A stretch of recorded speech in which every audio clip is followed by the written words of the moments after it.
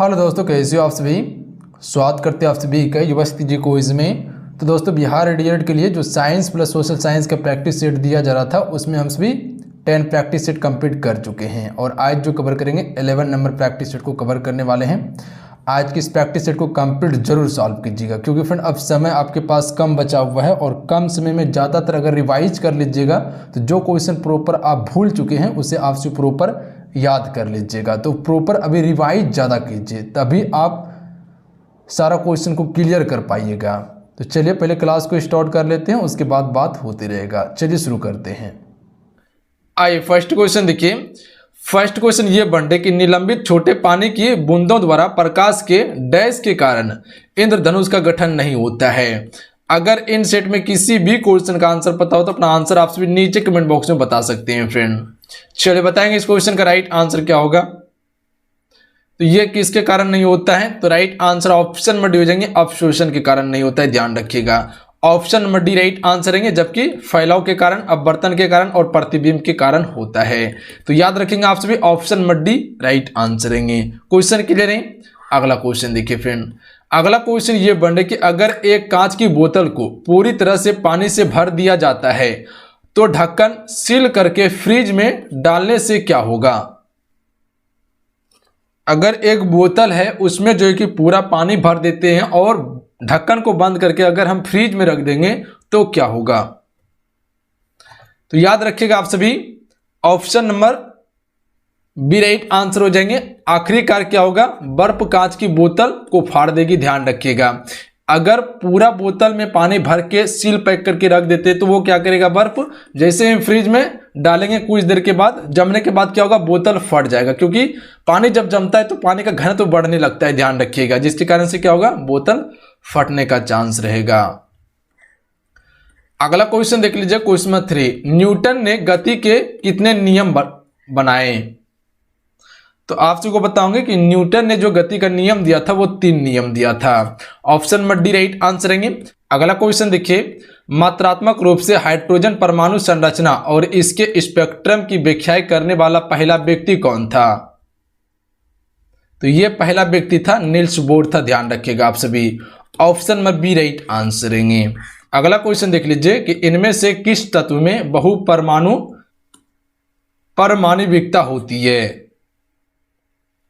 तो ये किस में होती है फ्रेंड, सल्फर में होती है। ए राइट आंसर रहेंगे, ध्यान रखिएगा। तो किस में होती है, सल्फर में। अगला क्वेश्चन देख लीजिए। अगला क्वेश्चन ये बन रहा है कि मुख्य रूप से ग्लेविनाइजिंग की प्रक्रिया में प्रयुक्त होने वाला तत्व डैश है।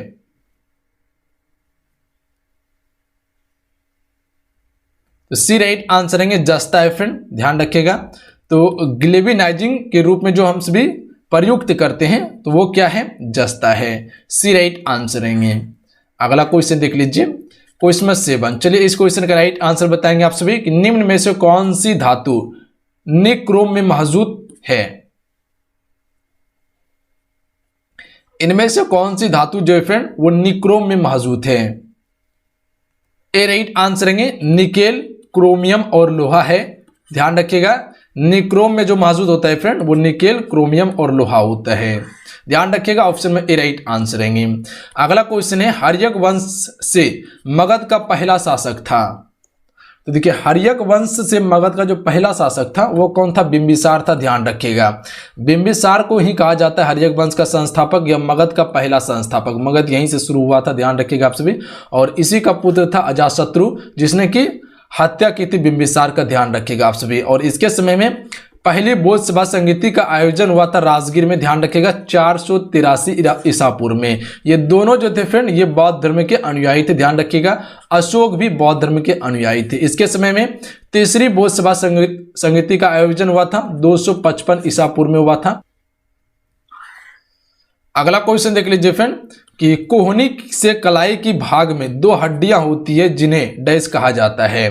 तो कोहनी से लेकर कलाई तक के भाग में 2 हड्डी होती है फ्रेंड, जिन्हें हम सभी क्या कहते हैं। तो राइट आंसर ऑप्शन में हो जाएंगे, त्रिज्या और अल्न कहा जाता है, ध्यान रखिएगा आप सभी। ए राइट आंसर रहेंगे। अगला क्वेश्चन कर लेते हैं, क्वेश्चन नंबर 10। निम्नलिखित में से क्या खोपड़ी का एक भाग है। देखिए फ्रेंड, आज के स्टेट में जितने भी क्वेश्चन लिया गया है वो सारे सिलेक्टेड और टॉप लेवल का प्रश्न है जो आपके एग्जाम्स के लिए इंपॉर्टेंट है। क्वेश्चन को आप ऐसे वीडियो में याद कर जाइएगा फ्रेंड, और क्वेश्चन को समझने का कोशिश कीजिएगा, तभी प्रॉपर क्वेश्चन याद होगा आपको। तो राइट आंसर ऑप्शन में भेजेंगे कपाल। ध्यान रखिएगा, खोपड़ी का एक भाग क्या है? कपाल खोपड़ी का भाग होता है। बी राइट आंसर है, सिंपल था। अगला क्वेश्चन देखिए, भ्रूण के वितरण की प्रक्रिया को कहा जाता है। तो राइट आंसर ऑप्शन में भेजेंगे प्रसव कहा जाता है भ्रूण की वितरण की प्रक्रिया को। अगला क्वेश्चन देखिए फ्रेंड कि रेटिना जो है क्या कार्य करता है। चलिए ऑप्शन को पढ़िएगा, क्या आएंगे राइट आंसर। रेटिना जो है इसका क्या कार्य है? तो राइट आंसर ऑप्शन में जाएंगे फोटो रिसेप्टर कोशिकाओं द्वारा एकत्र की गई जानकारी को संसाधित करता है और इसे मस्तिष्क को भेजता है ताकि वह यह तय करे कि तस्वीर क्या है। तो ये रेटिना का क्या है? मुख्य कार्य है। ध्यान रखिएगा आप सभी, तस्वीर की पहचान करने में काम आता है। अगला क्वेश्चन है 1 पिकोमीटर के बराबर है। तो राइट आंसर ऑप्शन में हो जाएंगे 10 से 12 मीटर होता है 1 पिकोमीटर बराबर। ऑप्शन में ए राइट आंसर है फ्रेंड। अगला क्वेश्चन देख लीजिए फ्रेंड। अगला क्वेश्चन ये बन रही कि डैश की जयंती हर साल अंतर्राष्ट्रीय नर्स दिवस के रूप में मनाई जाती है फ्रेंड। राइट आंसर ऑप्शन में जाएंगे फ्लोरेंस नाइटिंगेल की जयंती जो फ्रेंड हर एक वर्ष अंतर्राष्ट्रीय नर्स दिवस के रूप में मनाई जाती है। ऑप्शन में डी राइट आंसर है। अगला क्वेश्चन है कि डैश का शहर यांगतेजी नदी के मुहाने पर स्थित है। राइट आंसर ऑप्शन में जाएंगे संघाई स्थित है। ध्यान रखिएगा आप सभी, तो कौन सा शहर स्थित है? तो संघाई स्थित है। अगला क्वेश्चन देख लीजिए फ्रेंड कि डैश कान के पर्दे के दोनों ओर के दाब को बराबर करने में मदद करता है। तो राइट आंसर ऑप्शन में भेजेंगे यूस्टेकी नलिका करता है। ध्यान रखिएगा आप सभी, ऑप्शन में भी राइट आंसर है। अगला क्वेश्चन है रंगीन मीनाकारी के साथ आभूषणों में कटी हुई लकीरें या उत्कीर्ण कोटिंग की प्रक्रिया को डैश कहा जाता है। तो इसे हम सभी क्या कहते हैं? मीनाकारी ही कहते हैं। ए राइट आंसर है इसका। अगला क्वेश्चन देख लीजिए, क्वेश्चन में 18 इनमें से कौन सा देश सार्क एसोसिएशन का सदस्य नहीं है फ्रेंड। तो राइट आंसर ऑप्शन में भेजेंगे चाइना जो है फ्रेंड इसके सदस्य नहीं है, चीन। ध्यान रखिएगा, जबकि भूटान, नेपाल, पाकिस्तान ये सभी सदस्य हैं। देखिए सार्क के कुल 7 सदस्य हैं, जिसमें कि आपका पहला होता है भारत, उसके बाद पाकिस्तान, उसके बाद बांग्लादेश है, उसके बाद श्रीलंका, तब नेपाल, तब भूटान, उसके बाद मालदीव है। ध्यान रखिएगा। और सार्क का जो गठन किया गया था वो 1985 में किया गया था फ्रेंड। तो याद रखिएगा आप सभी, इसका गठन कब किया गया था? 1985 में। कुल कितना? 7 सदस्य हैं। अगला क्वेश्चन देख लीजिए। अगला क्वेश्चन ये बन रही कि दी गई किरणों को आवृत्ति के बढ़ते क्रम में व्यवस्थित करें। तो इसका राइट आंसर ऑप्शन में भेजेंगे रेडियो तरंगे, उसके बाद माइक्रोवेव, उसके बाद दृश्यमान विकिरण, उसके बाद पराबैंगनी किरणें होंगे। Option number B right answer है इसका। शायद 20 नंबर क्वेश्चन भी रिपीट ही है। अगला क्वेश्चन देख लीजिए। अगला क्वेश्चन ये बन रहा है कि डैश श्रीलंका का सबसे बड़ा शहर है फ्रेंड।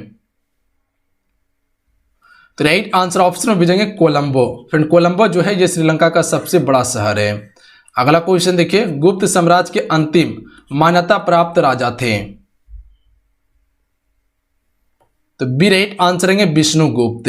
विष्णुगुप्त जो है फ्रेंड ये कौन थे? गुप्त साम्राज्य के अंतिम मान्यता प्राप्त राजा थे। ध्यान रखिएगा आप सभी। अगला क्वेश्चन देख लीजिए। अगला क्वेश्चन है लूसीफर डैश ग्रह का दूसरा नाम है। तो ये राइट आंसर बी हो जाएंगे इसका। शुक्र ग्रह का दूसरा नाम क्या है? लूसीफर है। ध्यान रखिएगा आप सभी, जिसे हम सभी वीनस इंग्लिश में कहते हैं। और ये जो है कि इसे हम सभी शाम का तारा या भोर का तारा भी कहते हैं। याद रखिएगा आप सभी। और इसका वायुमंडल सबसे अधिक गर्म होता है और ये सूर्य के बढ़ते क्रम में ये दूसरे नंबर पे आता है। सूर्य से संबंधित ये दूसरा ग्रह है। पहला जो कि सूर्य से नजदीक ग्रह आ जाएंगे बुध, उसके बाद शुक्र आता है, उसके बाद जो है कि वो पृथ्वी है। तो ध्यान रखिएगा आप सभी। अगला क्वेश्चन देख लीजिए। अंतर्राष्ट्रीय shooting sport federation blue cross प्राप्त करने वाला पहला भारतीय कौन था? अभिनव बिंद्रा था। ध्यान रखिएगा आप सभी। तो अंतर्राष्ट्रीय shooting sport federation blue cross प्राप्त करने वाला पहला भारतीय जो था वो अभिनव बिंद्रा था। अगला क्वेश्चन है कि इनमें से कौन मस्तिष्क का हिस्सा नहीं है? तो राइट आंसर ऑप्शन में दीजिएंगे पिच्छक नहीं है, ध्यान रखिएगा आप सभी, जबकि मज्जा है, पॉन्स है और थैलमस है। अगला क्वेश्चन देख लीजिए कि क्षेत्रीय परिषदों का गठन किसके द्वारा किया जाता है?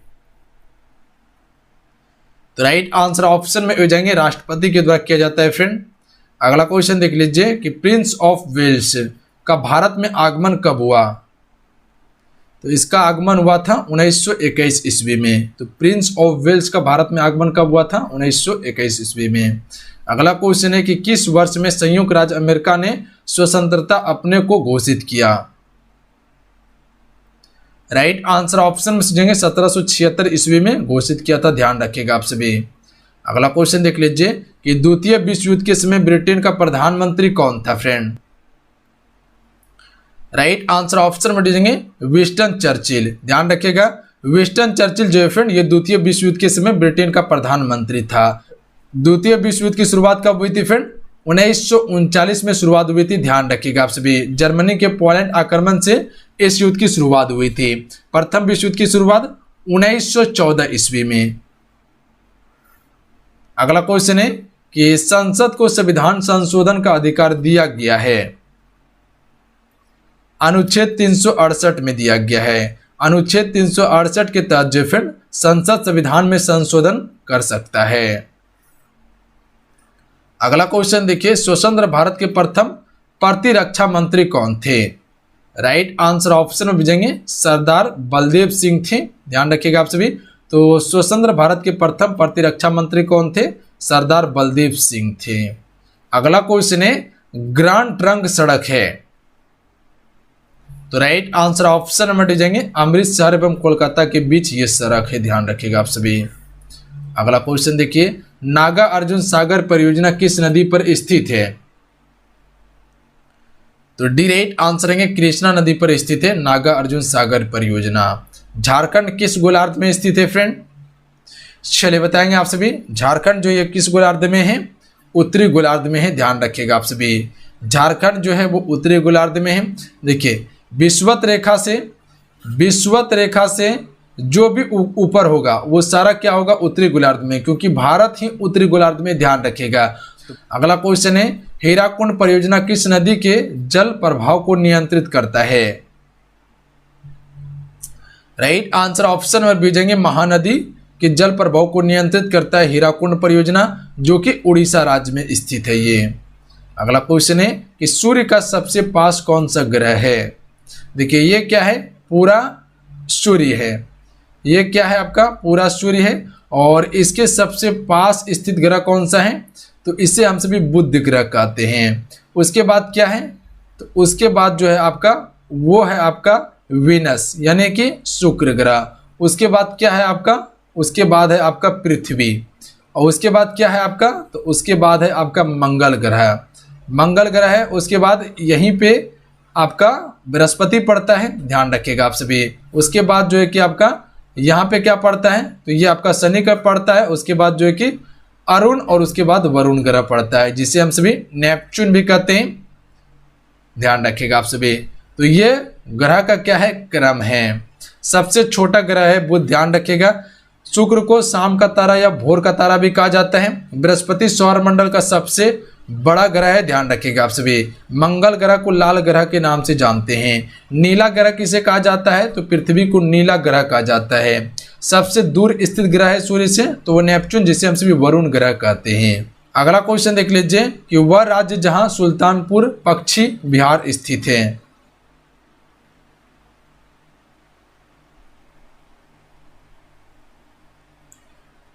राइट आंसर ऑप्शन में से जाएंगे गुड़गांव में है, ध्यान रखिएगा आप सभी। अगला क्वेश्चन है कि निम्नलिखित राष्ट्र मार्गों में से किसकी सबसे अधिक लंबाई है फ्रेंड? तो इनमें जो है कि सबसे अधिक राष्ट्र मार्गों की जो लंबाई है कोलकाता से हजीरा तक की है, ध्यान रखिएगा आप सभी। सी राइट आंसर रहेंगे। अगला क्वेश्चन देख लीजिए फ्रेंड। अगला क्वेश्चन ये बन रहा है कि किस आंदोलन का नेतृत्व करने के लिए मार्टिन लूथर किंग को जाना जाता है फ्रेंड? तो राइट आंसर ऑप्शन में भेजेंगे रंगभेद के विरुद्ध आंदोलन का नेतृत्व करने के लिए मार्टिन लूथर किंग को जाना जाता है।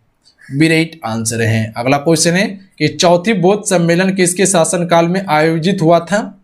तो अभी आपको बताए थे कि चतुर्थ बौद्ध संहिता में बौद्ध धर्म दो भागों में विभाजित हो चुके थे, हिनयान और महायान धर्मों में। तो ये जो हुआ था कनिष्क के शासनकाल में हुआ था, ईस्वी की प्रथम शताब्दी में। Option number C right answer है। अध्यक्ष वसुमित्र थे उसके। अगला क्वेश्चन है कि चालुक्य शासक पुलकेशन द्वितीय ने किसको हराया था। तो हर्षवर्धन को हराया था नर्मदा नदी के तट पर, ध्यान रखिएगा आप सभी। अगला क्वेश्चन है अल-बरूनी डैश के कला अवधि का एक इतिहासकार था। तो आप सबको पता होना चाहिए अल-बरूनी के द्वारा एक पुस्तक लिखी गई थी जिसे हम सभी किताब उल हिंद कहते हैं, और ये महमूद गजनवी के शासनकाल में भारत आए थे, ध्यान रखिएगा। देखिए महमूद गजनवी ने भारत पर लगातार 17 बार आक्रमण किया था। 1001 से आक्रमण शुरू किया, लगातार इसने 1027 तक आक्रमण किया था। 1027 तक आक्रमण किया था, और सबसे चर्चित आक्रमण जो था फ्रेंड इसका 1025 का आक्रमण था, जो कि सोमनाथ के मंदिर पर आक्रमण किया था। वहां पर क्या किया उसने, मंदिर को तोड़ दिया था, और जो भी वहां पे धन था उसे लूट के लेके चल गया था, और वहां का जो मूर्ति था उसे तोड़ दिया गया था। शंकर भगवान का मूर्ति है, ध्यान रखिएगा आप सभी। अगला क्वेश्चन देख लीजिए। विजयनगर साम्राज्य के पूर्व उत्थान काल में विजयनगर की यात्रा करने वाले इतालवी पर्यटक कौन था। तो राइट आंसर ऑप्शन में जाएंगे निकोलस कोंटी था, ध्यान रखिएगा, जो कि कृष्णदेव राय प्रथम के शासनकाल में भारत आया था। अगला क्वेश्चन है कि निम्नलिखित शासकों में से गुलाम वंश से संबंधित रखने वाला कौन था। तो फ्रेंड सबसे पहले आप सबको पता होना चाहिए कि गुलाम वंश की स्थापना 1206 ईस्वी में कुतुबुद्दीन ऐबक के द्वारा किया गया था, और यहीं से दिल्ली सल्तनत की शुरुआत हुई थी, ध्यान रखिएगा आप सभी। कुतुबुद्दीन ऐबक कौन था, तो ये मोहम्मद गौरी का गुलाम था, ध्यान रखिएगा। और कुतुबुद्दीन ऐबक के ही द्वारा कुतुब मीनार की नींव रखी गई थी फ्रेंड। 2.5 दिन झोपड़ा नामक मस्जिद का भी निर्माण करवाया था इसने। और कुतुबुद्दीन ऐबक की जो मृत्यु हुई थी वो चौगान खेलते समय घोड़े से गिरकर हुई थी। तो देखिए इल्तुतमिश जो है फ्रेंड वो गुलाम वंश से संबंधित है, क्योंकि इल्तुतमिश जो थे ये कुतुबुद्दीन ऐबक के गुलाम या दामाद कह लीजिए, और इसी ने कुतुब मीनार के कार्य को पूरा करवाया था। नींव किसने रखा था, कुतुबुद्दीन ऐबक ने, पर पूरा किसने करवाया, इल्तुतमिश ने करवाया था। और इसे गुलाम वंश का वास्तविक संस्थापक भी कहा जाता है। इसी की पुत्री थी रज़ा सुल्तान, जो कि दिल्ली की पहली महिला शासिका बनी थी, और इसने बागडोर संभाली थी। अगला क्वेश्चन देख लीजिए। गोवा राज्य की राजधानी पणजी किस नदी के किनारे स्थित है। तो आप सभी को पता होना चाहिए कि गोवा राज्य की राजधानी कहाँ है, पणजी है, और ये मांडवी नदी के तट पर स्थित है, ध्यान रखिएगा आप सभी। Option number B right answer है। गोवा जो है फ्रेंड ये क्षेत्रफल की दृष्टि से सबसे छोटा राज्य है, ध्यान रखिएगा आप सभी। सबसे छोटा राज्य कौन सा है, गोवा है क्षेत्रफल की दृष्टि से, और इसकी जो है कि तटीय रेखा की लंबाई भी सबसे कम है। समुद्र तट की रेखा लंबाई सबसे कम है, और सबसे अधिक इसका है तो गुजरात राज्य का है। अगला क्वेश्चन है कि उत्तर पूर्वी भारत की सबसे बड़ी झील लोकटक किस राज्य में स्थित है। तो ये है मणिपुर राज्य में, लोकटक झील जो है वो मणिपुर राज्य में है। अगला क्वेश्चन है मन्नार की खाड़ी किसके तट के साथ अवस्थित है फ्रेंड। तो right answer option number A हो जाएंगे, तमिलनाडु तट के साथ अवस्थित है मन्नार की खाड़ी। अगला क्वेश्चन देखिए, निम्नलिखित में से कौन सा अभ्यारण्य जंगली हाथियों के लिए प्रसिद्ध है। तो इसे हम सभी पेरियार कहते हैं, ध्यान रखिएगा। पेरियार अभ्यारण्य जो है फ्रेंड ये जंगली हाथियों के लिए प्रसिद्ध है। अगला क्वेश्चन है कि तिब्बत में बहने वाली नदी सांगपो निम्नलिखित में से किससे होकर भारत में प्रवेश करती है।